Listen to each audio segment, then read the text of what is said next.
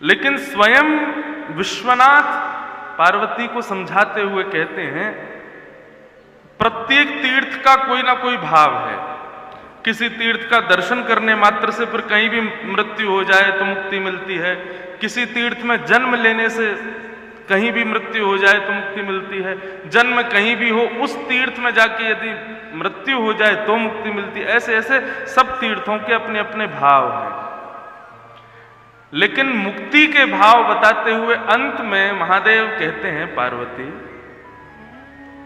इस पृथ्वी पर एक स्थान ऐसा है जो मानव को 4 प्रकार से मुक्ति देता है। उमा कहती हैं कि मुझे बताइए ऐसा स्थान कौन सा है।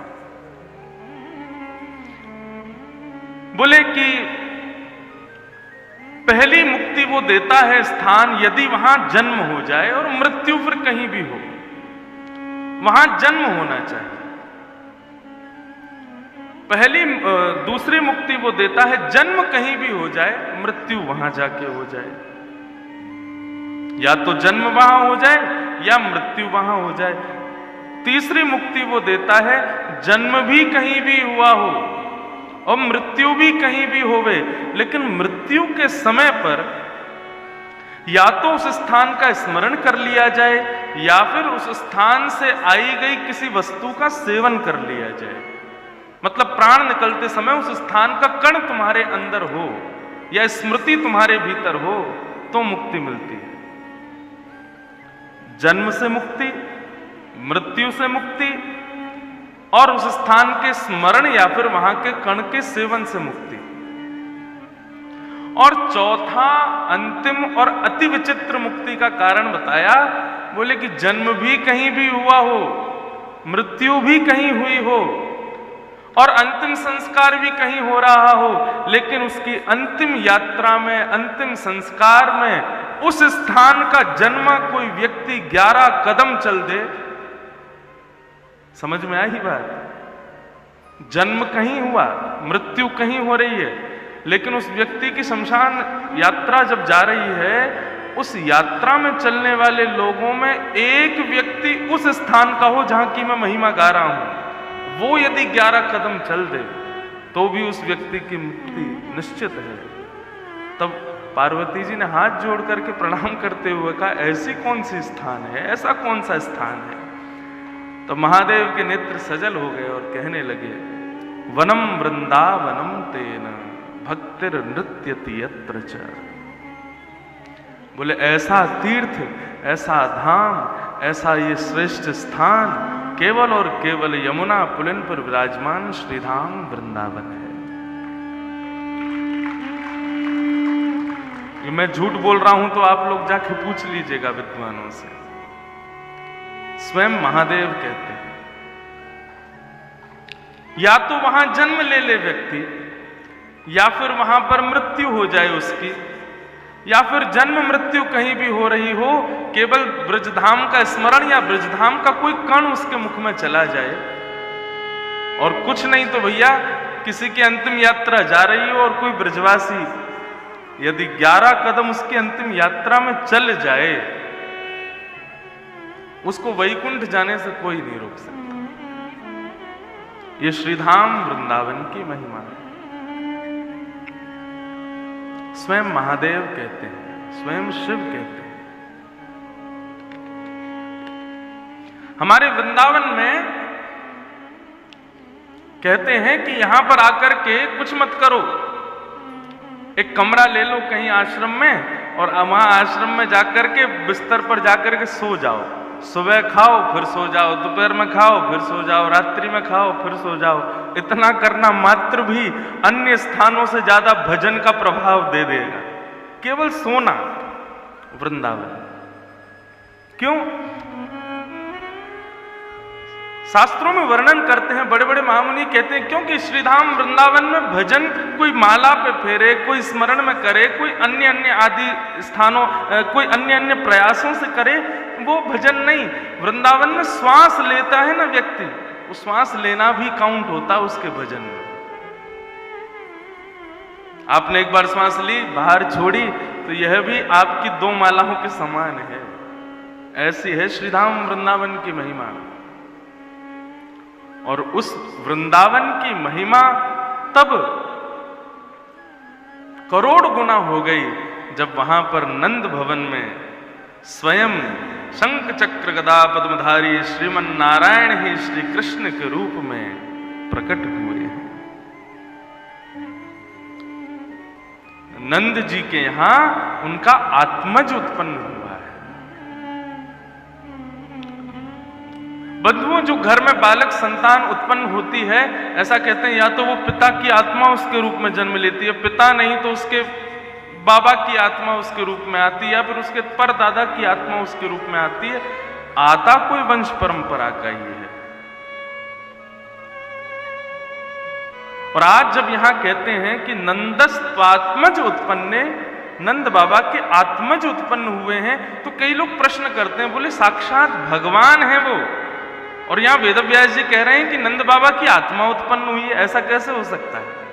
ये तो परमात्मा है। भाई, साधारण बालक भी जो हमारे घर जन्म लेते हैं ना, जब तक उनको ये नहीं पता मेरे पिता कौन है, मां कौन है, मेरे भाई बंधु कौन है, मेरा परिवार कौन है, किससे ईर्ष्या, किससे द्वेष, किससे प्रेम, तब तक वो बालक भी हरि स्वरूप ही है। मदालसा एक बालक को गोद में लेकर के कहती है, शुद्धोष मुक्तोष निरंजनोषी संसार मायाम परिवर्जितोषी संसार मायाम परित्यज्य निद्राम मदालसा वाक्य उवाच बालम। मदालसा कहती है, छोटा सा बालक जो होता है शुद्ध है, मुक्त है, किसी के बंधन में नहीं है। संसार मायाम परिवर्जितोषी, बालक, उस बालक को यदि कोई माला पहना दे तो उसको खुशी नहीं होगी, उस बालक को कोई गाली दे दे तो उसको कष्ट नहीं होगा। धीरे धीरे ये विकार कब उत्पन्न होते हैं? हम लोग उसमें ये विकार डालते हैं। पहला विकार कहां से आता? ये माँ है, ये पिता है, ये चाची हैं, ये चाचा हैं, ये ताऊ जी हैं, ये ताई जी हैं, ये बहन है, ये भैया है। और फिर धीरे धीरे ये विकार कौन सा रूप ले लेता है? ये हमारे पड़ोसी हैं, ये बुआ हैं, फूफा हैं। फिर उसके बाद हम सिखाना शुरू कर देते हैं, वो सामने वाली आंटी अच्छी नहीं है, उसके पास नहीं जाना। ये वाले अंकल ये ऐसे गंदे हैं, इनके पास नहीं जाना। अच्छे बुरे का भान हम कराते हैं उस बच्चे को, उसको नहीं पता होता। वो सबको समान मानता है, सबके प्रति उसका समभाव होता है। छोटा बच्चा कुछ खा रहा हो ना, आप हाथ आगे कर देना तो वो क्या करेगा? तुरंत दे देगा आपको। वो ये विचार नहीं करेगा मुझे नहीं देना चाहिए। लेकिन जब उसमें विकार उत्पन्न हो जाते हैं तब उसके आगे हाथ करो, कोने में ले जाएगा, नहीं देना। क्यों? माता पिता ने सिखा दिया कि अपनी वस्तु किसी को नहीं देनी है। ये विकार युक्त हम बनाते हैं उसको, वो नहीं होता है। और जब तक वो विकार युक्त नहीं है तब तक वो साक्षात हरि स्वरूप है।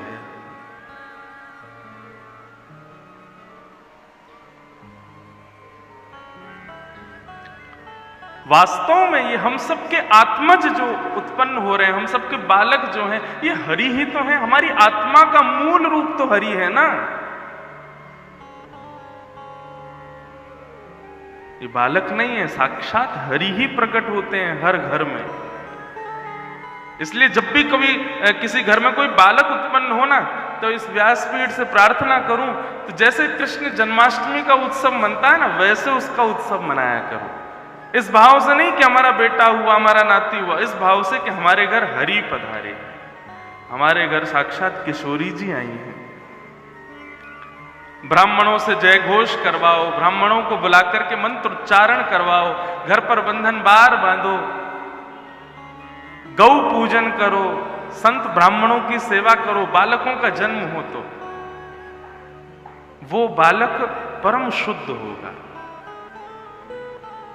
यहां पर वर्णन है, वाचयित्वा स्वस्तैनम, लाला के जन्म हैवे की खबर सुनते ही नंद बाबा पहले लाला के पास नहीं गए, गौशाला से सीधे गए ब्राह्मणों के पास, और ब्राह्मणों की टोली लेकर के नंद भवन के बाहर खड़े होकर के सबसे प्रार्थना की है कि अब मंत्रोच्चारण कीजिए, वेद उच्चारण कीजिए, जय घोष कीजिए।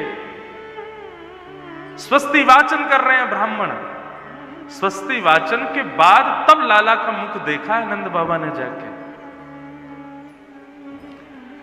कृष्ण जन्मोत्सव की जो कथा है ना बंधु, ये कथा सब लोग सामान्य रूप से सब सुनते हैं। नंद घर आनंद भयो जय कन्हैया लाल की सब गाते हैं, टॉफियां लूटते हैं, चॉकलेट आदि लूट ले जाते हैं। लेकिन ये वास्तव में हमें सिखाता है, आप एक बालक को जन्म नहीं दे रहे हो, आप इस देश के, इस राष्ट्र के, इस पूरी पृथ्वी के भविष्य को जन्म दे रहे हो। उसका स्वागत कैसे करना चाहिए, वो जब घर आवे तो पहली बार उसके साथ कैसा व्यवहार करना चाहिए। और मेरी माने तो यहां पर पूर्ण रूप से यही वर्णन है कि घर में जब बालक उत्पन्न हो ना तो जैसे ऐसा उत्सव मनाना चाहिए कि मानो साक्षात हरि पधारे हैं। गुब्बारे नहीं लगाने हैं, केक वेक नहीं काटने हैं, पार्टियां नहीं करनी है, बाहर के रेस्टोरेंट का भोजन और ये हलवाइयों के द्वारा बना हुआ भोजन आदि ये सब नहीं करवाना है। घर में विशेष उत्सव करना है कि साक्षात हरि की चलती फिरती मूर्ति पधारी है। ब्राह्मणों को बुलाओ, संतों को बुलाओ, अपने हाथों से दिव्य पकवान बनाओ, जय घोष करो, मंगल वाद्य बजवाओ, सहनाइयां बजवाओ, डुमडुमियां बजवाओ, बधाइयां बांटो। मतलब ऐसा लगे कि इनके घर में कोई वैदिक उत्सव हो रहा है।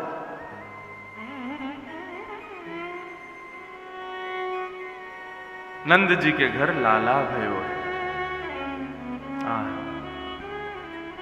हमारे पूज्य नाना जी, जिनकी कृपा से मैं व्यासपीठ पर बैठा हूं। वैसे तो व्यासपीठ परंपरा से पूज्य पिताजी से प्राप्त है, लेकिन हमारे पिताजी इतने व्यस्त रहते थे हमेशा कि उनके पास बैठने का मुझे अवसर बहुत कम मिलता था, और अब तो बिल्कुल ही नहीं मिलता। अब तो वो भी व्यस्त, मैं भी व्यस्त। तो ये जो संस्कार थोड़े बहुत व्यासपीठ पर बैठने के प्रति जागृत हुए ना, ये मेरे नाना जी की कृपा है। वे भी भागवत के वक्ता थे, और जो सेवा ठाकुर जी की प्राप्त है वो भी नाना जी की कृपा है। तो हमारे नाना जी बहुत सुंदर सुंदर गूढ़तम और कुछ रहस्यमयी बातें बताते थे हर प्रसंग की। वे कहते थे, लाला एक बात सोचने की है कृष्ण जन्म में। मैंने कहा क्या?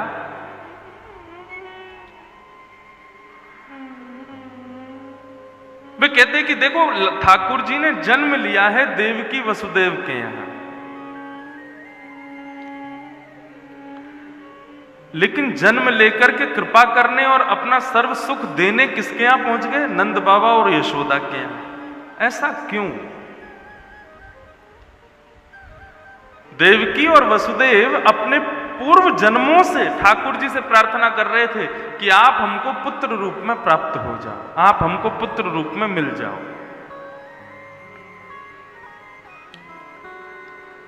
परंतु उनके यहां पुत्र बनकर के आए तो फिर पुत्र का सुख उन्होंने नंद यशोदा को क्यों दिया? तब नाना जी एक कथा सुनाते थे, बोले कि लाला, ब्रह्मा जी के यहां दो सेवक थे, दंपति सेवक। उनका नाम था प्रश्नी और सुतपा। वो ब्रह्मा जी की बड़ी सेवा करते थे, ब्रह्मलोक में रहते थे। तो ब्रह्मा जी की इतनी सेवा की, ब्रह्मा जी एक दिन उनसे प्रसन्न हो गए और प्रसन्न होकर के उनसे पूछे कि भैया, तुम दोनों की सेवा से मैं बड़ा प्रसन्न हूं, कुछ मांगो। बहुत ध्यान से सुनिएगा इस बात को। कुछ मांगो, तुम दोनों को मैं कुछ देना चाहता हूं। तो प्रश्नी और सुतपा दोनों भाव भर गए, नेत्रों में अश्रु आ गए। दोनों ने ब्रह्मा जी के आगे हाथ जोड़ करके कहा कि भगवान, आप केवल हम पर इतनी कृपा कर दो कि जो परम परमात्मा श्रीमन नारायण हैं, वे अगली बार जब अवतार धारण करें ना, तो उनकी निज सेवा हमको प्राप्त हो। देखो, बहुत ध्यान से सुनने वाली बात है। देवकी और वसुदेव ने अपने पूर्व जन्म में भगवान से तपस्या करके मांगा कि आप हमको पुत्र रूप में प्राप्त होना, लेकिन प्रश्नी और सुतपा ने मांगा कि हे नाथ, कृपा करके श्रीमन नारायण की निज सेवा हमको मिले। पुत्र रूप में मांगना और सेवा मांगना दोनों में अंतर है। तो जब प्रश्नी सुतपा ने मांगा कि हमको ठाकुर जी की सेवा प्राप्त हो, तो ब्रह्मा जी प्रसन्न हो गए और ब्रह्मा जी मन ही मन मुस्कुरा करके बोले तुम्हारी इच्छा पूर्ण होगी। तो कैसे पूर्ण होगी? बोले ठाकुर जी जन्म तो लेंगे देवकी वसुदेव के यहां, क्योंकि उन्होंने पुत्र रूप में मांगा है, लेकिन निज सेवा उसका सौभाग्य तुमको प्रदान करेंगे, तुम्हारे यहां आएंगे। और प्रश्नी और सुतपा ही नंद बाबा और यशोदा के रूप में आए। ये तो रही ठाकुर जी की जन्म की कथा। अब यहां पे एक बात और सुनो, श्री राधा रानी का प्रादुर्भाव कैसे हुआ? क्योंकि श्री राधा रानी कोई और नहीं है, श्री कृष्ण का ही स्वरूप है। प्राण एक ही हैं दोनों के। तो श्री किशोरी जी के जन्म की कथा में भाव आता है कि जब भगवान मोहिनी बनकर के प्रकट हुए, एक दिन मैं कथा में बता रहा था कि भगवान नारायण जब मोहिनी बनकर के प्रकट हुए तो इतने सुंदर बन के आए, इतने सुंदर बन के आए कि क्या बताएं महाराज, सब मोहित हो गए। लक्ष्मी जब प्रकट हुई थी समुद्र मंथन से तो देवता उसके पीछे भी मोहित हुए, लेकिन कुछ बड़े बड़े देवता वहां मोहित नहीं हुए।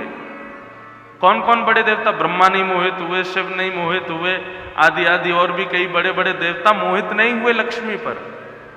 परंतु जब भगवान मोहिनी बन करके आए, शंकर जी भी नहीं रुक पाए, ये भी पीछे पीछे होली। और उस दिन मैं बता रहा था ना कथा में, मोहिनी धीरे से बोल जाए, अरे भोलेनाथ मेरे पीछे मत पड़ो, मैं तो नारायण हूं। लेकिन शंकर जी फिर भी नहीं, तुम तो मोहिनी हो, तुम तो हमारी हो, हमको तुम बड़ी प्रिय हो। तो मोहिनी पर शिव भी मोहित हो गए, परंतु मोहिनी पर एक देवता मोहित नहीं हुआ, केवल एक। और वो देवता कौन है? वो देवता है सूर्य। सूर्य मोहित नहीं हुए मोहिनी के रूप पर। भगवान ने सूर्य की ओर देखा और सूर्य की ओर देख करके जब उनके मन के भाव को जानना चाहा तो सूर्य के मन में क्या भाव उत्पन्न हुआ कि इतनी सुंदर स्वरूप में नारायण मोहिनी बनकर के आए हैं, प्रभु मुझ पर कृपा करें। सब तो मांग रहे थे कि ऐसी पत्नी हमें मिल जाए, लेकिन सूर्य मांग रहे थे, हे नारायण ऐसी कृपा करना, इतनी सुंदर बेटी मुझे मिल जाए, इतनी सुंदर पुत्री मुझे प्राप्त हो जिसका मैं कन्यादान करूं। लोग गौरव समझते हैं कि हमारी सुंदर पत्नी हो, लेकिन मैं गौरव करूं कि मेरी सुंदर बेटी है। जब सूर्य का यह भाव मोहिनी ने, ठाकुर जी के स्वरूप ने जब देखा, भगवान ने किसी की इच्छा पूरी नहीं की, लेकिन सूर्य को कह दिया, बोले हम तुम्हारे भाव से इतने प्रसन्न हुए हैं सूर्य, हम तुमको वरदान देते हैं, जब हमारा कृष्णावतार होगा ना, तब यही नारायण स्वरूप, यही मोहिनी स्वरूप तुम्हारे यहां पुत्री बनकर के आएगा। और सुंदरता की पराकाष्ठा यदि जानना चाहो तो सुनो, ये मोहिनी रूप ऐसा रूप है जिस पर सारे देवता मोहित हो गए, लेकिन तुम्हारे यहां जो मैं पुत्री का रूप धारण करूंगा वो ऐसा रूप होगा जिस पर मोहिनी भी मोहित हो जाएगी, ऐसा रूप धारण करके। भगवान श्रीमन नारायण की जो शक्ति है, जो आत्मा है, वो श्री राधा रानी, और जो देह है, जो प्राण है, जो बुद्धि है, वो श्री कृष्ण है। दोनों में अंतर नहीं है, एक ही है दोनों, एक ही है। इसीलिए विवाह नहीं हुआ, क्योंकि विवाह के लिए दो अलग अलग लोग चाहिए।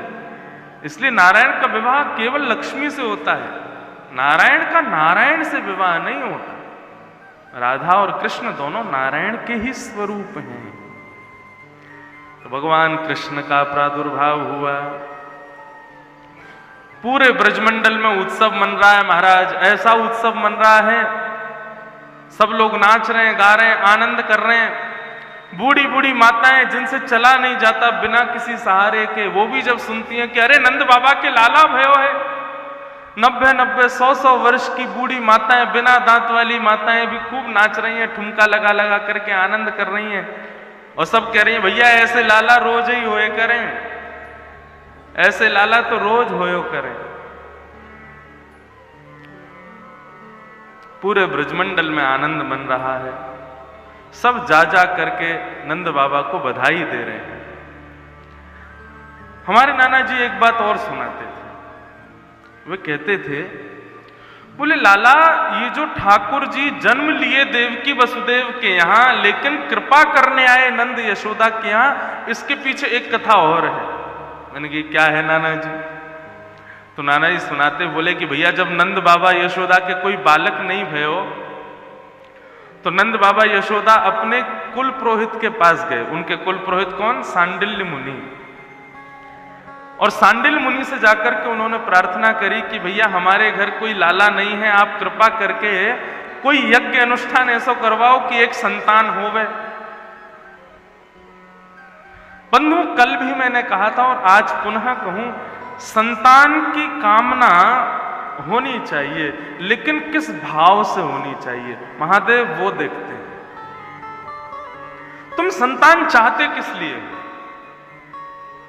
अधिकतर लोगों का भाव क्या रहता है? हम संतान इसलिए चाहते हैं ताकि हमारी जो संपत्ति है, हमारा जो व्यापार है, हमारा जो व्यवहार है, उसको आगे बढ़ाने वाला एक बालक होना चाहिए। और कई घरों में ऐसी मान्यता होती है, बोले कि भाई पुत्र या पुत्री ना हो तो पुम नामक नरक से नहीं तर पाते। एक नरक का नाम है पुम, उससे कब तरते हैं? जब घर में पुत्र हो या पुत्री हो। वैसे पुत्र की विशेषता ज्यादा बताते हैं, क्योंकि उसके हाथ से जब संस्कार होता है तभी पुम नामक नरक से तरते हैं। लेकिन कभी कभी हमारे मन में यह भाव आता है, बुरा मत मानिएगा, ऐसे पुत्र का क्या फायदा जो तुमको वहां के नरक से तो बचा दे, लेकिन जीते जी तुम्हारे घर को नरक बना दे। ऐसे पुत्र का क्या फायदा? और अधिकतर जो बहुत याचनाएं करके पुत्र मांगते हैं ना भगवान से, उनके पुत्र ऐसे ही होते हैं। अधिकतर, सब नहीं होते लेकिन अधिकतर ऐसे होते हैं। इसलिए भैया प्रकृति जो दे दे उसको स्वीकार करो, जो नहीं देवे उसको अस्वीकार करो। जबरदस्ती मत करो प्रकृति से, नहीं तो जो मांगा है वो ही कष्टदायी हो जाएगा। तो फिर एक बात बदलो ना, हम मांगने से तो पीछे हटेंगे नहीं।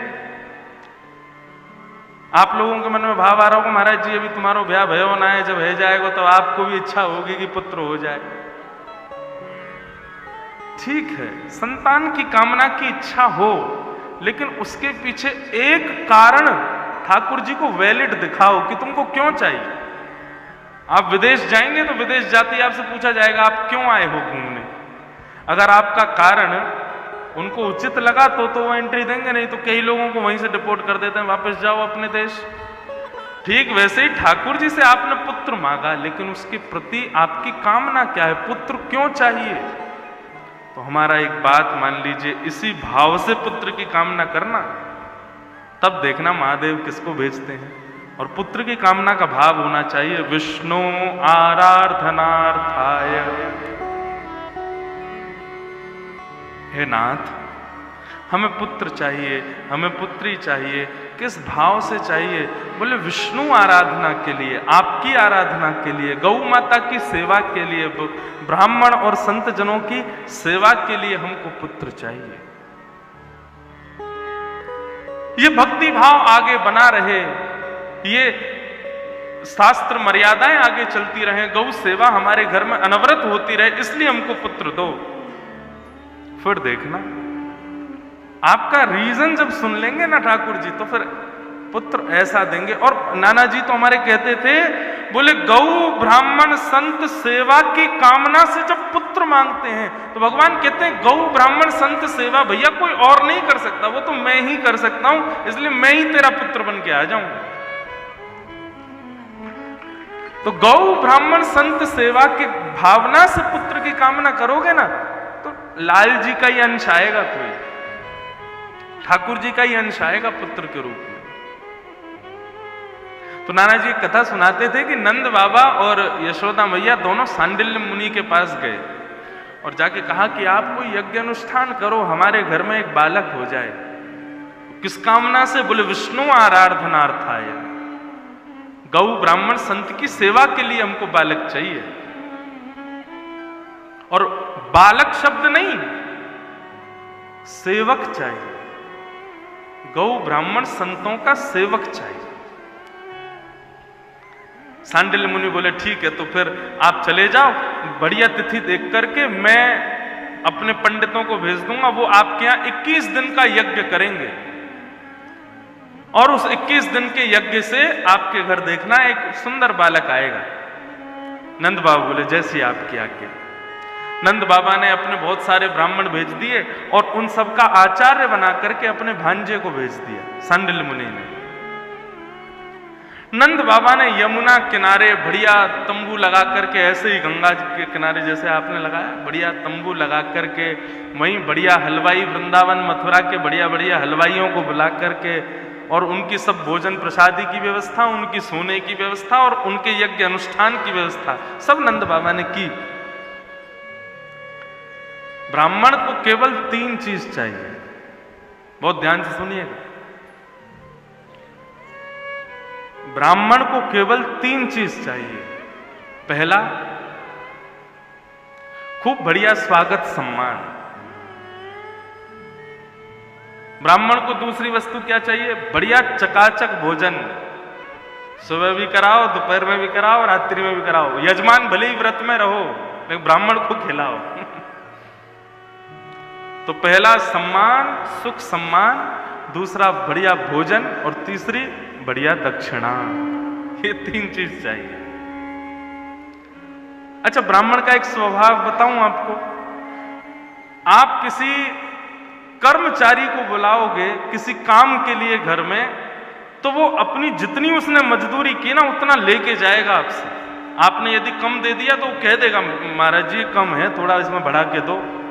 लेकिन ब्राह्मण से आप पूरे दिन अनुष्ठान करवाओ, पूरे दिन यज्ञ करवाओ, ये पूजा वो पूजा करवाओ, घर का गृह प्रवेश करवाओ, उनके घर भेज दो और लिफाफे में बंद करके जो दे दो, ब्राह्मण कभी कहेगा नहीं कि आपने कम दिया है, ले जाए। इसलिए यजमान को चाहिए अपनी तरफ से ही पहले से इतना दे कि ब्राह्मण हृदय से आशीष देवे। देखो, दक्षिणा क्यों देनी चाहिए ब्राह्मण को? कई लोग महाराज हमारे पीछे हाथ धो के पड़े रहते हैं, कथावाचकों पे कोई काम नहीं है, धंधा बना लिया है कथा को, बैठे बैठे यहीं से व्यापार करते रहते हैं। हाँ करते हैं, हम व्यापार कर रहे हैं व्यासपीठ से, लेकिन कम से कम इस व्यापार से हजारों लाखों लोगों के जीवन तो बदल रहे हैं, उनके घर तो बदल रहे हैं, उनके मुख से हरिनाम तो बुलवा रहे हैं। क्यों लेते हैं दक्षिणा ब्राह्मण? आपके लिए, आपके ऊपर शनि की 7.5 चल रही है, यज्ञ कौन करेगा? ब्राह्मण। मंत्र कौन जपेगा? ब्राह्मण। एक आसन से बैठा कौन रहेगा? ब्राह्मण। धोती कौन पहनेगा? ब्राह्मण। सुबह सुबह भोर में जल्दी उठ करके कौन आएगा? ब्राह्मण। सारी मेहनत करे ब्राह्मण और शनि चला जाए आपकी राशि से। शनि कब जाएगा? जब ब्राह्मण को उसकी मेहनत का आप दक्षिणा दे दोगे, तब शनि जाएगा। सारी मेहनत, सारा परिश्रम करे ब्राह्मण, तो तुम सुखी कैसे हो जाओगे?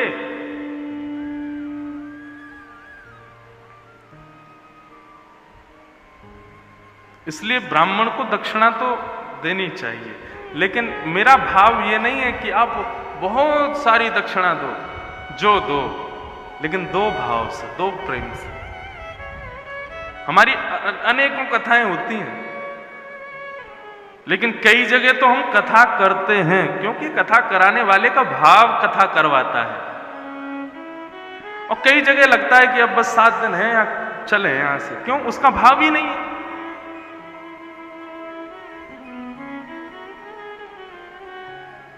तो ब्राह्मण को ये 3 चीज प्रिय है: अति सम्मान,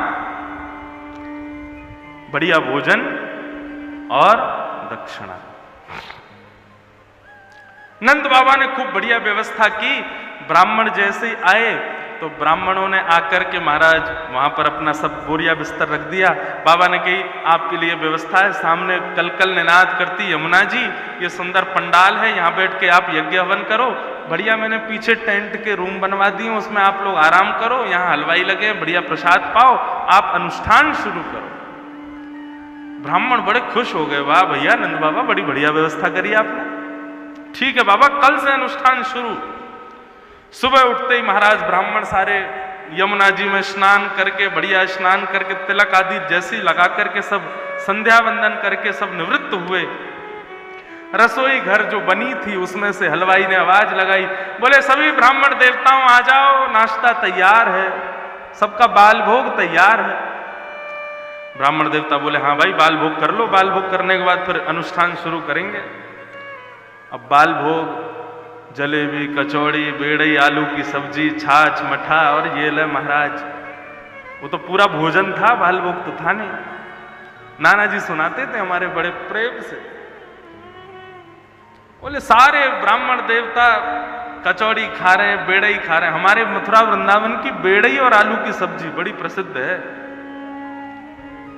आलू की सब्जी, उसमें काली मिर्च कान में से धुआं निकाल देती है, लेकिन फिर भी गर्मा गर्म लोग, आंख से आंसू निकल रहा है, पसीने में नहा रहे हैं, फिर भी खाए जाते हैं। कई लोग आते हैं दिल्ली के, वो आके कहेंगे दुकानदार से भैया हम हार्ट के पेशेंट हैं, मिर्ची कम देना। बोले अरे महाराज यार दवा के पी ले हो, तुम्हारे सबरे पुर्जे खुल जाएंगे, जितने ब्लॉकेज हैंगे नसन में सबन में तो रक्त बहने लगेगा, पी जाओ यार। तो ब्रजवासी हमारे ऐसे आनंद करते हैं।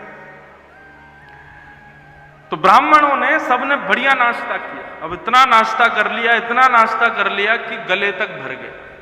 शास्त्र आज्ञा करते हैं कि अन्न में मद होता है, बहुत अन्न सेवन कर लोगे ना तो आलस्य आ जाएगा, नशा हो जाएगा आपको। धन में नशा होता है, अन्न में नशा होता है, स्वर्ण में नशा होता है, माताओं में नशा होता है, उनको देख करके भी भाव प्रकट हो जाते हैं कई लोगों के, धन को देख के भी हो जाते हैं, भोजन को देख करके भी हो जाते हैं। और श्री वृंदावन बिहारी लाल में भी मद है, उनको कोई देख ले तो वो भी फिर आनंदित हो जाता है।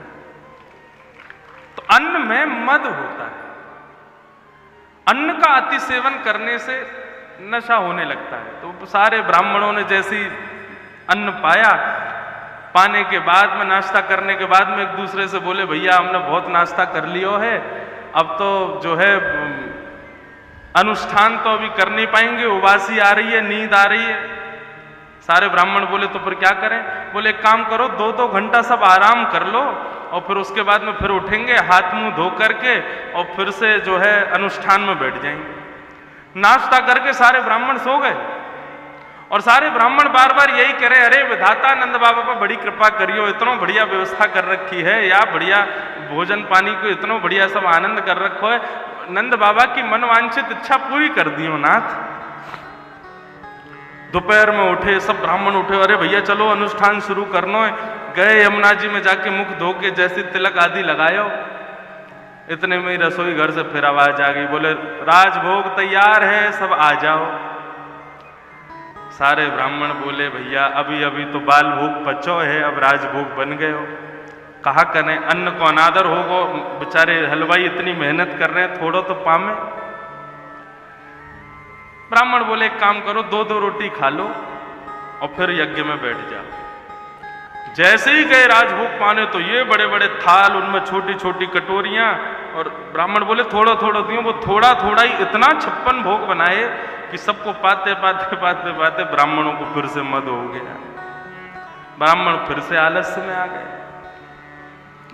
ब्राह्मण बोले भैया फिर से नींद आ रही है, इतनों खा के अनुष्ठान तो होगो ना, इतनी देर बैठो जावेगो ना, एक काम करें, रात अपनी है, अभी फिर से आराम कर ले रहे हैं, शाम को बढ़िया हाथ मुंह धो के रात भर अनुष्ठान करेंगे, दिन भर खाएंगे, रात भर अनुष्ठान करेंगे। हाँ ये बढ़िया है। और सब ब्राह्मण विधाता से कहे, हे विधाता आनंद बाबा पे बड़ी कृपा करियो, इतनी बढ़िया व्यवस्था करी है। और कहते कहते सारे ब्राह्मण दोपहर में फिर सो गए। शाम को उठ करके हाथ मुंह धो करके जैसे सब अनुष्ठान करने बैठे तो फिर से आ गई आवाज, बोले कि रात का भोजन तैयार है, सब आके पा लीजिए। रात्रि में रबड़ी मलाई महाराज दूध पी पी करके सारे ब्राह्मणों को फिर मद हो गए। ब्राह्मण बोले एक काम करें। बोले क्या? 21 दिन तक सवेरे नाश्ता, दोपहर में भोजन, रात्रि का भोजन, इसी को अनुष्ठान का रूप दे देते हैं। भोजन पाएंगे, सोएंगे और विधाता से प्रार्थना करेंगे कि हे विधाता, नंद बाबा के घर लाला भेज दियो। 21 दिन तक अनुष्ठान प्रारंभ हुआ ही नहीं, ब्राह्मण केवल खाते और सोते, खाते और सोते। अंतिम दिन नंद बाबा ने इतनी दक्षिणा दी, इतनी दक्षिणा दी, सारी दक्षिणा लेकर के गए। जैसे ही यशोदा मैया ने आकर के प्रणाम करी है, सब ब्राह्मणों ने एक स्वर से कहा है, मैया पुत्रो भव, तुम्हारे घर एक सुंदर पुत्र जन्म लेवे, ऐसा हमारा आशीर्वाद। हमारे पूज्य नाना जी कहते, ब्राह्मणों ने कुछ नहीं किया, कोई अनुष्ठान नहीं किया, कोई मंत्र जप नहीं किया, केवल और केवल नंद बाबा के द्वारा की गई व्यवस्था में आनंद प्राप्त करके, प्रसाद प्राप्त करके, खूब आनंद से शयन करके, अपनी थकान दूर करके विधाता से केवल प्रार्थना करी है।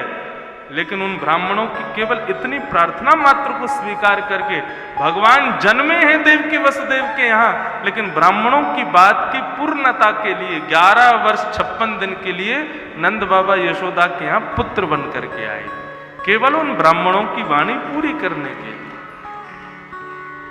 ब्रह्म वाक्यम जनार्दन, ब्राह्मण यदि कुछ कह देता है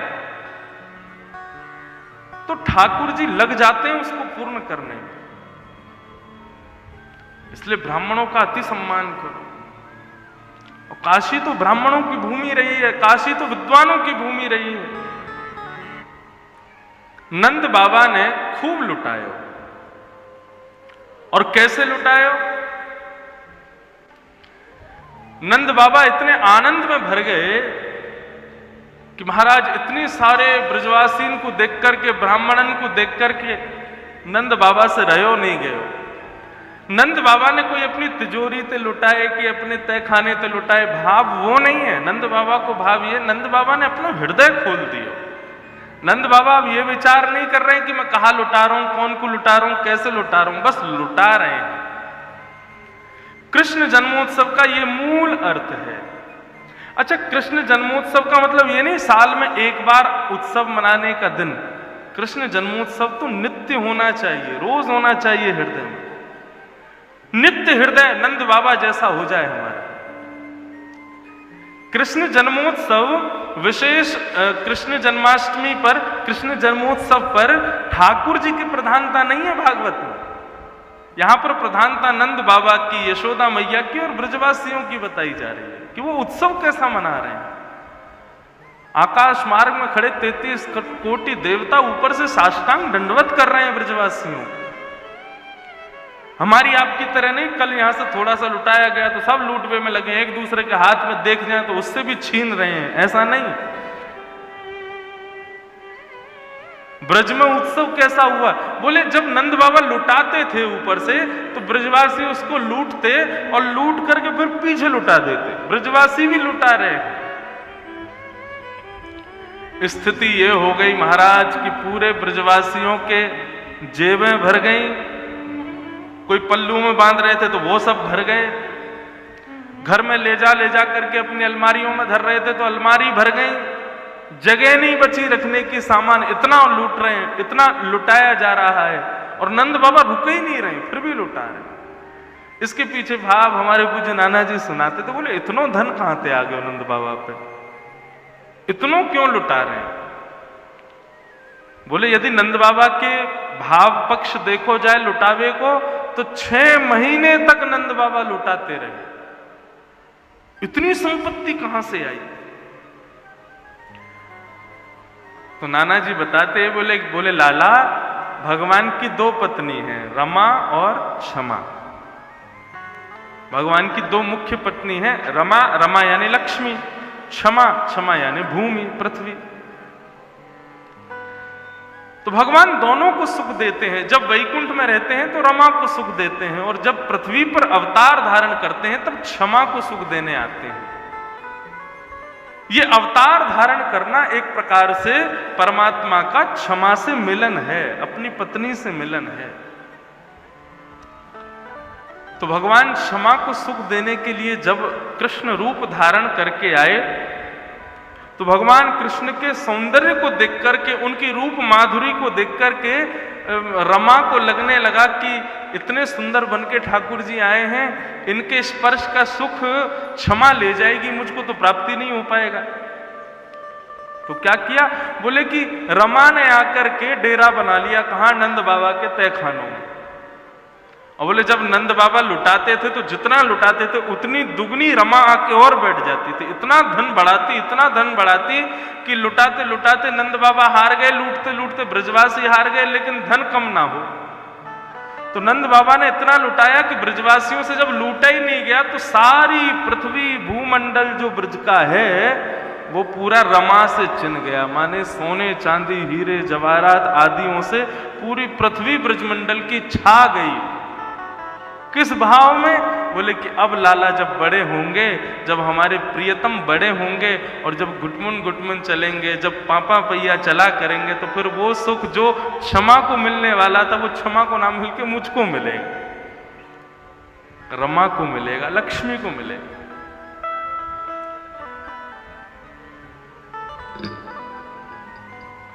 रमा क्रीडन भुन नृप, लक्ष्मी पूरे ब्रजमंडल में आकर के छा गई। ऐसी स्थिति, ऐसे ऐसे भाव बताए हैं यहां पर। नंद बाबा कैसे दान दे रहे हैं, बोले ब्राह्मणों को बुलाया और ब्राह्मणों को बुला करके अन्न का दान कर रहे हैं। तो अन्न का दान कैसे कर रहे हैं, बोले कि खूब बड़ी परात में इतने ऊंचे ऊंचे पहाड़ बना करके गेहूं के, चावल के, आदि आदि वस्तुओं के, वो चावलों के और गेहूं के आदि आदि पहाड़ बना बना करके उन ब्राह्मणों को दे रहे हैं। बैलगाड़ियों में भर भर के ब्राह्मण ले जा रहे हैं। लेकिन जब नंद बाबा वो परात देते हैं तब ब्राह्मण के मन में इच्छा आती है, बोले केवल अन्न दे रहे हैं, दक्षिणा नहीं देंगे। लेकिन नंद बाबा तो केवल वही दे देते हैं। तो ब्राह्मण थोड़े से हताश होकर के जा रहे हैं कि केवल अन्न दिया है, कुछ दक्षिणा, दान दक्षिणा तो दी नहीं।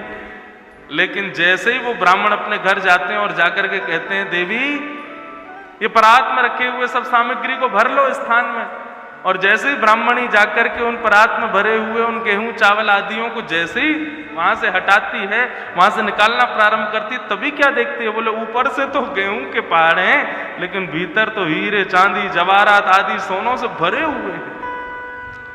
तब नंद बाबा अपने अपने, तब सभी ब्राह्मण अपने अपने स्थानों से ही नंद बाबा को आशीष देते हैं। अरे बाबा, आपको बारंबार प्रणाम करें हम, आपसे आपकी दीर्घायु की, आपके लाला की दीर्घायु की, आपके लाला को इतना यश होगा, हम प्रार्थना करें आपके लिए।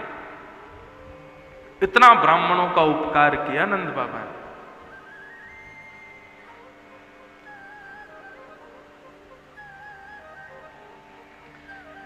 नंद बाबा के यहां एक ढाणी का आया।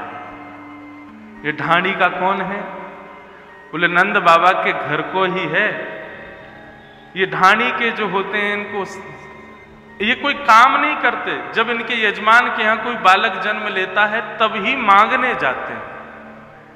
लेकिन ढाणी के हैं तो नंद बाबा के, लेकिन कैसा अभाग्य, 80 वर्ष हो गए आज तक मांगने का कभी समय नहीं मिला, क्योंकि नंद बाबा के यहां कोई बालक हुआ ही नहीं। भले ही ब्रज के राजा के ढाणी के हैं, लेकिन कोई सौभाग्य नहीं मिला उसको। लेकिन आज जैसे ही पता चली कि नंद बाबा के घर लाला भयो है, ढाणी को दौड़ो दौड़ो गयो और जाकर के नंद बाबा को खूब बधाई दी। बोले बाबा बधाई हो। नंद बाबा ने जैसे ढाणी को देखा, देखते ही रोने लगे। अरे ढाणी के, 80 वर्ष बाद तेरे खानदान में पहली बार मांगवे को समय आयो है, चूक मत जाइयो। इतने साल बाद तू को मांगवे को अवसर मिलो, आज तो तू जी भर के मांग लियो। ढाणी को बोला, हाँ बाबा मैं मांगवे ही आया हूं। नंद बाबा बोले, बता ढाणी के तो कहा दूं। तब ब्रजभाषा के पद से वो ढाणी का गा रहा है। मेरे मन आनंद भयो, ब्रजराज ही याचन आयो। अपने अपने मन को मतो, कह परिवार सुना। बाबा, मैं आज पहली बार आपसे मागवे आया हूं, लेकिन मैं आपसे मागवे के काजे जैसे ही आ रहे हो तो मेरे घर के सब लोगन ने अपने अपने भाव कहे हैं कि हमारे काजे भी लेके आई हो। अपने घर के सब सदस्यों की बात बता दूं आपको? नंद बाबा बोले बता बता, जल्दी बता, कहा चाहिए। तब वो बोलो, तेरे तात खयो समझाए राय सम जाए शीशा दीजो। मेरे दो बड़े भैया हैं और उनमें जो सबसे बड़े भैया हैं उनने कही है कि भैया मेरी तरफ से नंद बाबा के लाला को आशीर्वाद दियो और बधाई में कहा लेके आए वो? बोले कहा लाऊं बताओ। तब वो बोले 200 भैंस दूध मन मन की मेरे काजे लीजो। 200 भैंस लेके आई हो। और कैसी भैंस? बोले एक भैंस के नीचे कम से कम 1 मन दूध हो। 1 मन दूध एक बार देने वाली भैंस ऐसी लेके आई हो। नंद बाबा मुस्कुराने लगे, बोले भैया हम भैंस तो रखे ना है, हमारे यहाँ तो गैया हैं, लेकिन तेरे भैया की इच्छा है, भैंस मांगी है तो हम जरूर कहीं ना कहीं से व्यवस्था करके देंगे। और बता और क्या चाहिए? बोले मैं बड़े भैया की बात मान के आन लगो। इतने में मेरे बीच वाले भैया आ गए। उनने कहा मांगो। तापाछे आछे समझाए तिनके जेठे भैया उनके काजे दीजो बाबा सुभग 700 गैया। बड़े भैया ने 200 भैंस मांगी है और बीच वाले भैया ने कही है मेरी तरफ से लाला को आशीर्वाद दीजो और बदरे में 700 गैया लेके आइयो। नंद बाबा मुस्कुराने लगे, बोले हाँ गैया की व्यवस्था तो हम कर देंगे, अभी दे देंगे, लेकिन उनको एक बात बता ढाणी के, मैं देवे को मना नहीं कर रहा हूं, लेकिन एक बात पूछ रहा हूं, 200 भैंस 700 गैया, ये तेरे भैया की उम्र कितनी है? बोले भैया हमारे बड़े वाले तो 100 के पार है गए और बीच वाले 90-95 के आसपास है। नंद बाबा बोले तो ये 700 गैया 200 भैंस, इनको दूध का ये शमशान में जाके पिएंगे? इतनी गैया ने इतने भैंसन ने ले जाके, ये तो इनके तो भैया लकड़ी बाट देख रही हैं शमशान घाट में और ये अभी से इतनी गैया भैंस मांग रहे हैं। लेकिन देख तैने कही है तेरे बड़े भैया हमारे बड़े भैया देंगे जरूर, बाकी बात वो जाने वो कहा करेंगे, लेकिन हम देंगे। और बता और कहा दें? बोले मैं दोनों भैया की बात मान के आन लगो। इतने में ही मेरे 2 बेटा हैं उनकी भी कछु मांग है। बोले अरे अरे बता बता जल्दी बता। मेरो बेटा बड़ो सुखदाई तैसे ताके साथी वाके काजे दीजो बाबा मत मदा तो हाथी। मेरे बड़े बेटा ने आपके लाला की हैवे की खुशी की बधाई में एक मतवालो हाथी मांगो है। नंद बाबा बोले देंगे भैया, तेरो बेटा हमारो बेटा, 1 नहीं 2 देंगे, मतवालो हाथी देंगे। और बता छोटे बेटा ने बतावा ने कहा मांगो? छोटो सुत चंचल अति मेरो लाड़ चाव को जोड़ा वाके काजे दीजो बाबा 10 है राशि घोड़ा। बड़े बेटा के काज हाथी दियो और छोटे बेटा के काज हैरासी घोड़ा दियो। बढ़िया 10। बोले 10 घोड़ा? बोले बाकी बहुत सारे मित्र हैं ना, तो अकेलो ना चले वो घोड़ा पे, अपने मित्रन को भी घोड़ा पे बैठा के चले भैया हमारे 10 घोड़ा। नंद बाबा बोले भैया देंगे देंगे जरूर देंगे। और बता अच्छा देखो यहां पे अब ये बात, जब कृष्ण प्रकट होते हैं ना हृदय में, तब वस्तु कहां कितनी जा रही है, किस भाव से जा रही है, कौन क्या कह रहा है, कौन कितना मांग रहा है, कौन किस भाव से है, उस समय मन में ये लोभ नहीं रहता है, लोभ नष्ट हो जाता है। नंद बाबा को ये नहीं लग रहा कि अरे भाई इतना दे दिया मैंने, इतना कमिट कर दिया, अभी तो 200 भैंस, 700 गैया, 1 हाथी, 10 घोड़ा, यही तो करोड़ों पहुंच गए। लेकिन नंद बाबा अभी भी कह रहे हैं और बता, और कहा दूं तो। इतने में ढाणी को बोलो, बड़े बेटा को ब्याह है गयो है तो मेरी बहू ने कछु मांगो है। अच्छा बता, कहा चाहिए तेरी बहू को? बेटा बधू लाज तजिमो सो, चलत आए भई ठाड़ी। घूंघट करके मेरी बेटा की बहू मेरे सामने आ गई और आकर के मुझसे कहा, बोली नंद बाबा के घर लाला भयो है, मैं जब से ब्याह के आई हूं मोको कछु मिलो नहीं है, क्योंकि आपके घर की स्थिति ऐसी नहीं।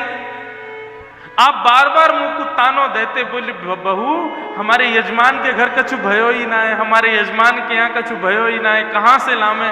लेकिन आज हमारे यजमान के घर लाला भयो है पिताजी, आज तो मैं मांगूंगी, अपने मुख से मांगूंगी। नंद बाबा की आंखन में आंसू आ गए, अरे तेरी बहू हमारी बहू है, बता माने कहां मांगो। तब नंद बाबा तब ढाणी को बोले, नख सिख सो गहनों सब ले हो, तेहर से ती चोले। नंद बाबा से कह के आई हूं, मैं लाला को आशीर्वाद देवे जाऊंगी, लेकिन ऐसे नहीं आऊंगी। पैर के नख से लेकर के सिख तक जितनी माताओं के श्रृंगार के होते हैं, उतने सोने के श्रृंगार और बढ़िया सुंदर वस्त्र लेके वहां से आवेगो, वाकू पहन के तब जाऊंगी लाला को आशीर्वाद देने। नंद बाबा बोले, अरे भैया देंगे, तेरी बहू हमारी बहू में जरूर देंगे। और बता, और कहा देंगे? बोले मैं अपनी बेटा की, बहू की, भैयान की, सबन की बात मान के आन लगो, तो मेरी एक छोटी बेटी है, सबसे लाडली है, वो आके खड़ी है गई। बोले पिताजी मेरे काजे कहा लाओगे? मैंने की बता बेटी कहा चाहिए? बोले मैं मुंह कछु चाहिए नहीं, मैं आपके संग चलूंगी। नंद बाबा बोले, तो भैया तेरी बेटी कहाँ है, क्यों ना आई? बोली मैं ऐसे नहीं जाऊंगी। तो कैसे आवेगी? तो माने कछु मांगो है। बेटी एक लाडली मेरी, चलत आए भई ठाड़ी, सहित कहार पालकी ले हो, सोजो भरियो गाड़ी। बाबा मेरी बेटी बोली मैं भी चलूंगी, लेकिन ऐसे नहीं जाऊंगी।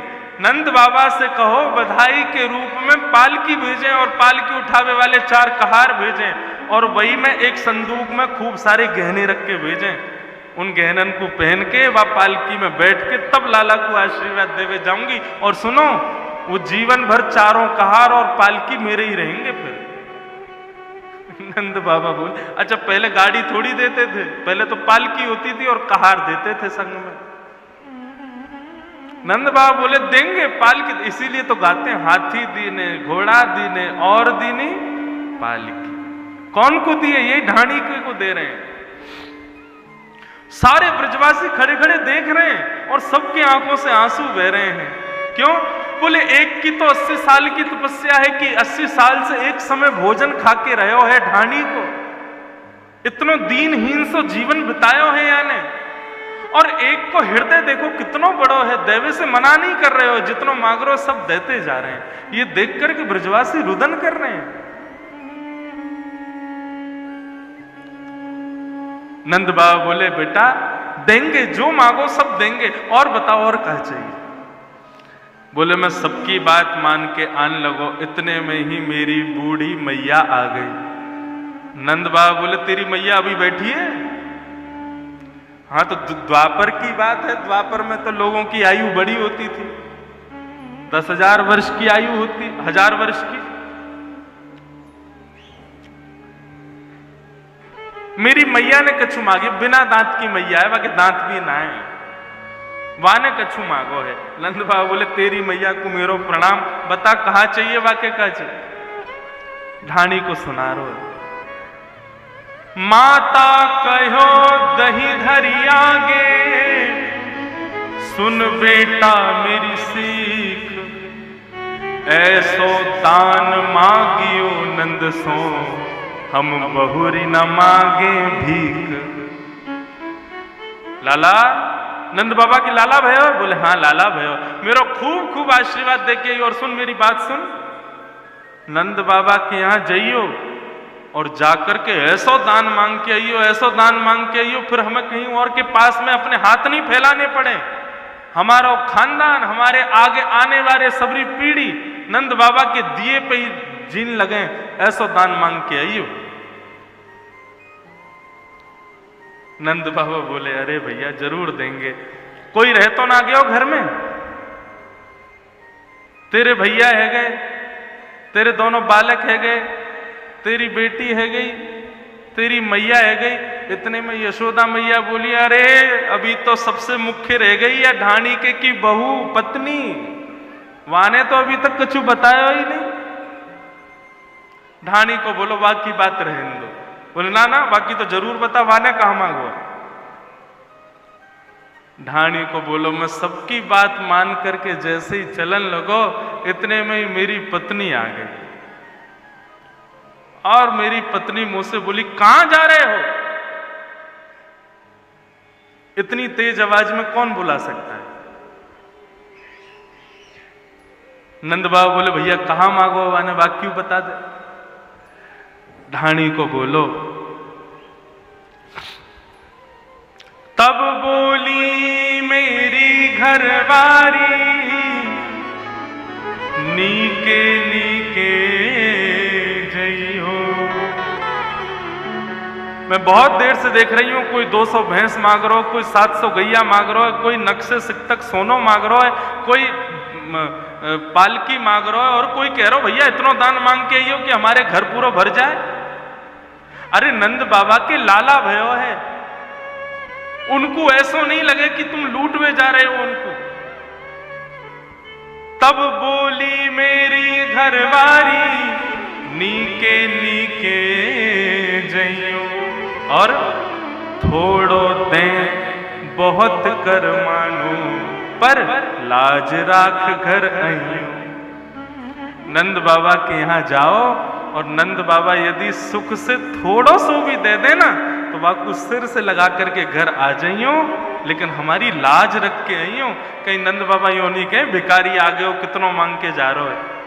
मेरी बहू ने कही है थोड़ो दे बहुत कर मानो, पर लाज राख कर आई हो। ये बात सुनते ही नंद बाबा तो आंखों से आंसू बहा के रोने लगे। ढाणी के को हृदय से लगा लिया। यह सुन हंसे नंद ढाणी के, तैने अल्प मनोरथ कीने, जो कुछ कहो सुनो काहू सो, दूनों दूनों दे। नंद बाबा ने हृदय से लगा के बोली अरे ढाणी के तेरी ही तपस्या से हमारे घर लाला भयो है। मुनीम जी आपने सब लिखा? ढाणी के ने जो जो बताया। बोले हाँ महाराज 200 भैंस 700 गैया ये। बोले अब एक काम करो, जितना बोला है ना सब दुगना दुगना करके ढाणी के यहां भिजवा दो। और महाराज पूरे ब्रजमंडल में आनंद हो रहा है, सब नाच रहे हैं, सब गा रहे हैं। नंद बाबा के इस उदार हृदय के प्रति सब नतमस्तक होकर के प्रणाम कर रहे हैं। ऐसे हैं नंद बाबा, साधारण नहीं है।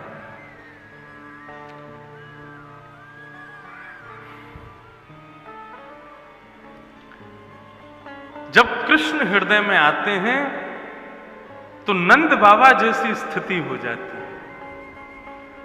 उस समय भी यह भाव रहे ये कोई ले ना जाए, ये कहीं कम ना हो जाए, ऐसा ना हो जाए, वैसा ना हो जाए, नहीं। वो सर्व समृद्ध मानता है स्वयं को। तो समझो कृष्ण हृदय में आए हैं, तो समझो घर में आनंद हुआ है। नंद घर आनंद भयो कहते हैं, नंद घर कृष्ण भयो, नंद घर कान्हा भयो, नंद घर गोपाल भयो, ऐसा नहीं कहते। नंद घर आनंद भयो। ये आनंद की स्थिति जब हो जाए तब समझो कृष्ण जन्मोत्सव हो रहा है। और निरानंद व्यक्ति इस प्रकार से नहीं कर सकता जैसा नंद बाबा कर रहे हैं। नंद बाबा के हृदय में आज अपार आनंद, अपार प्रसन्नता है। उसी का प्रभाव सब देख रहे हैं। पूरे ब्रजमंडल में उत्सव मनता रहा। कब तक मनता रहा? बोले 6 महीने तक मनता रहा। 6 महीने तक उत्सव होता रहा। आपको पता, नाथद्वारा में ठाकुर जी की छठी कब पूजते हैं? अष्टमी से एक दिन पहले ठाकुर जी की छठी पूजते हैं नाथद्वारा में, आज भी। क्यों? छठी कब पूजती है बालक की? जिस दिन पैदा होता उसके 6 दिन बाद। लेकिन नाथद्वारा में एक दिन पहले क्यों पूजते हैं? जन्माष्टमी से एक दिन पहले, सप्तमी को छठी पूजते हैं। तो उसका इतना सुंदर भाव श्रीमद् वल्लभाचार्य जी कहते हैं, बोले कि भैया नंदोत्सव इतनी जोरों से मनता रहा कि मैया और सब गोपी भूल गई कि लाला की छठी पूजनी है।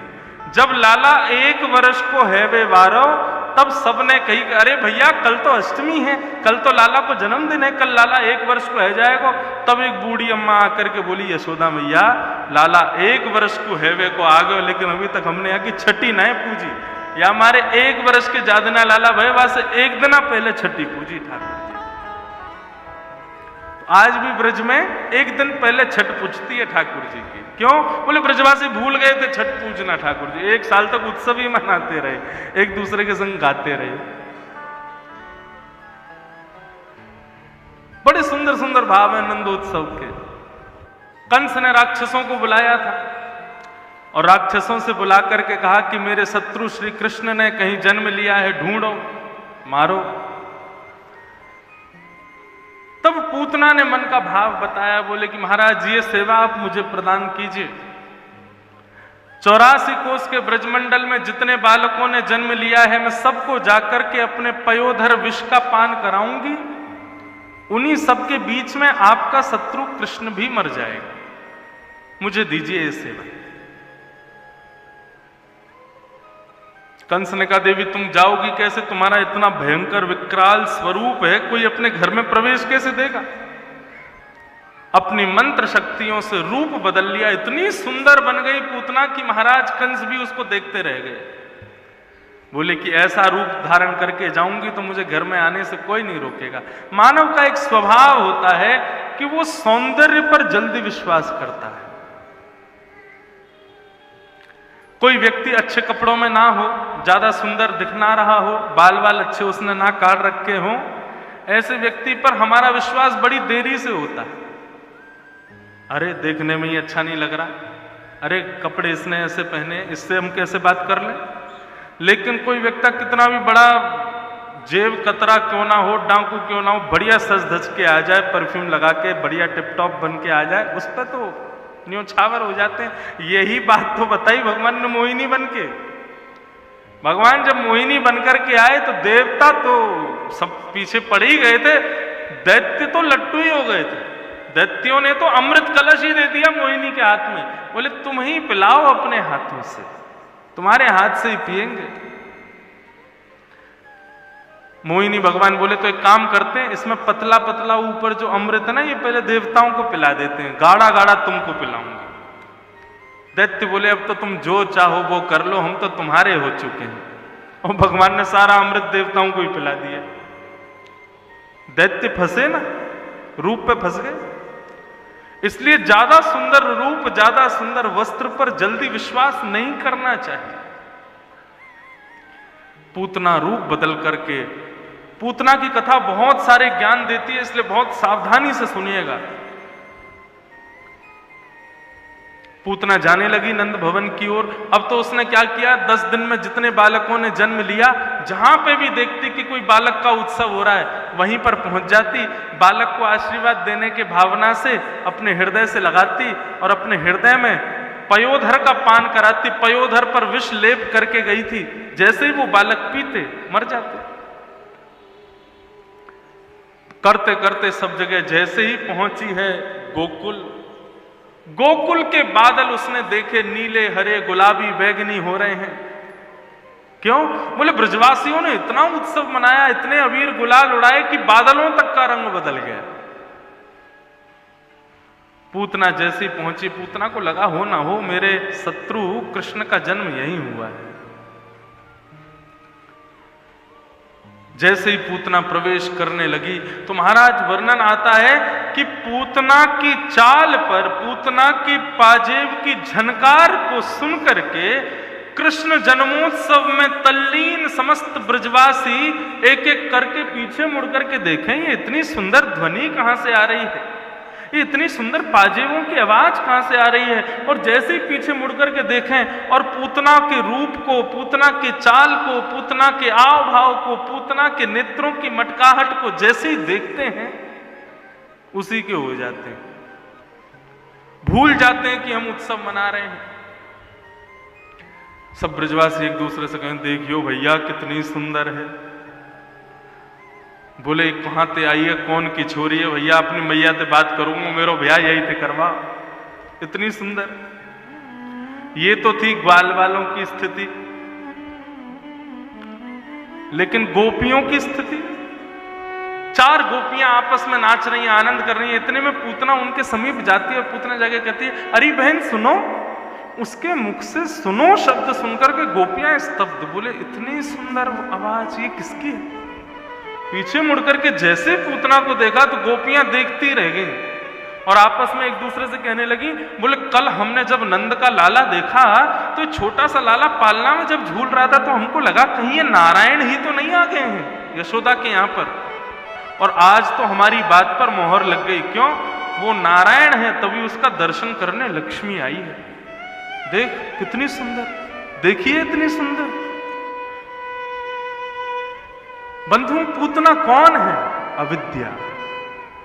आप कथा सुन रहे हो, आप भजन कर रहे हो, आप उत्सव मना रहे हो, आप ठाकुर जी का सुंदर दर्शन कर रहे हो, उन सब के बीच में आने वाला व्यवधान जो तुमको ठाकुर जी से विमुख करता है वही पूतना है। आप कथा सुन रहे हैं और कथा सुनते सुनते कोई व्यक्ति या कोई प्रकार का काम आपको ऐसा याद आ जाए कि तुरंत आपका मन करेगा अरे नहीं अब तो जाना पड़ेगा मुझे, तो वो काम कितना भी बड़ा क्यों ना हो वो पूतना है उस समय, क्योंकि कथा के बीच में व्यवधान दे रही है। आप दर्शन कर रहे हो लाल जी का और दर्शन करते करते करते तभी आपका फोन बज जाए, आपने फोन साइलेंट करके साइड में रख दिया, लेकिन आपने तिरछी नजर से जैसे ही देखा फोन किसका है, फोन जिसका है नहीं उठाया तो गलत होगा। आपने तुरंत दर्शन छोड़े फोन उठाने लगे तो उस समय विश्वास मानना वो फोन जिसका है ना वो पूतना ही है। क्यों? क्योंकि हरि दर्शन में व्यवधान, ये अविद्या ही पूतना है। कथा के मध्य में निद्रा हो रही है, उबासी आ रही है, तो उस समय निद्रा ही पूतना है। कहने की सीधी बात, सीधा अभिप्राय, भगवत भजन में जो भी व्यवधान डाले वो पूतना है। पूतना ने सबको अपनी ओर आकृष्ट कर लिया, सब उत्सव मनाना भूल गए, सब पूतना को देख रहे हैं। पूतना ने जैसे ही नंद भवन में प्रवेश किया, नंद भवन के भीतर विराजमान यशोदा मैया ने जैसे ही पूतना को देखा, पूतना को देखते ही यशोदा मैया के मन में भी भाव आ गया, अरे विधाता इतनी सुंदर, हे विधाता कृपा करके ऐसा कर देना कि इसकी भी कोई बेटी हो, यदि इसकी बेटी होगी तो ऐसी सुंदर होगी और वाते में अपने लाला को ब्याह कर दूंगा। इतनी सुंदर पूतना।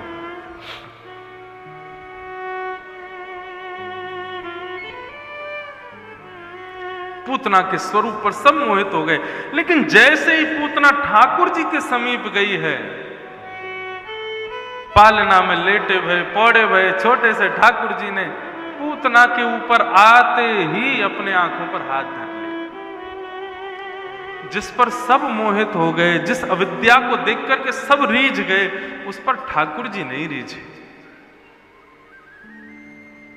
यही अंतर है जीव में और परमात्मा में। जीव सौंदर्य पर मोहित होता है, परमात्मा बाहरी सौंदर्य नहीं देखते, वो भीतर का सौंदर्य देखते हैं। बोले बाहर से तू कितना भी मेकअप करके आई हो, भीतर से तो मैं जानता हूं ना कैसी है तू। नहीं देखा ठाकुर जी ने। भगवान ने पूतना को नहीं देखा, इसके पीछे अनेक कारण बताए गए हैं। उसमें से एक कारण बताया जाता है